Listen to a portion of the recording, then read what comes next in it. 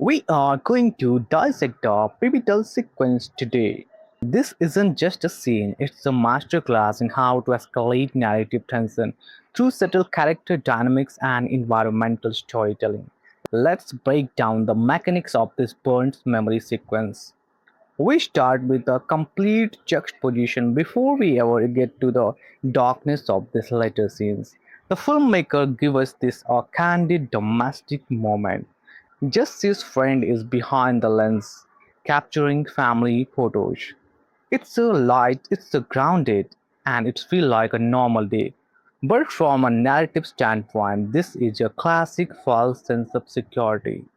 By establishing these authentic human connections early on, the director ensures that when his tone eventually shifts into the danger of the compound, the stake feels significantly higher. We aren't just watching a character get into the trouble, we are watching a character whose normal human life is being threatened. Note how the director establishes the setting. The choice of January 2000 in Allahabad isn't identical, it grounds the story in specific era of post-liberalization India, a time of transition.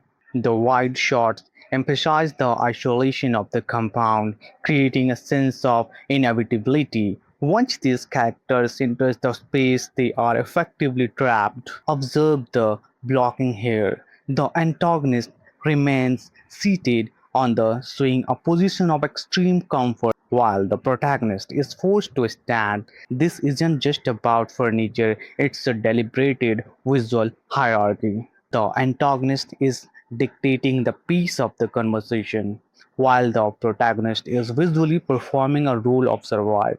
The calmness of the uncle figure is designated to contrast with the escalating danger of their demands. This is a crucial pivot.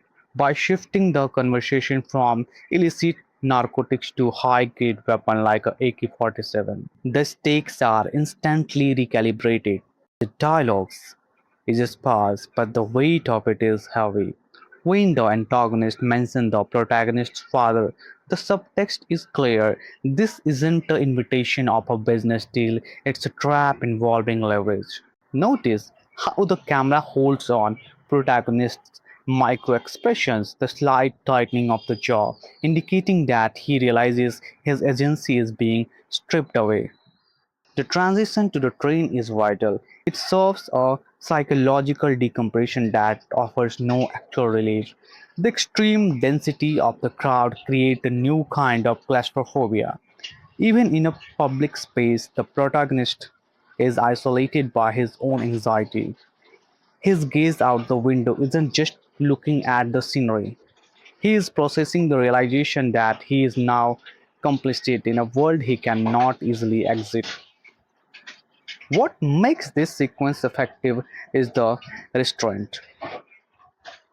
The scene doesn't rely on over-violence to create fear. It releases on the quiet realization of character who had just accepted an impossible burden. It's an excellent example of how silence and implication can carry more weight than explosion.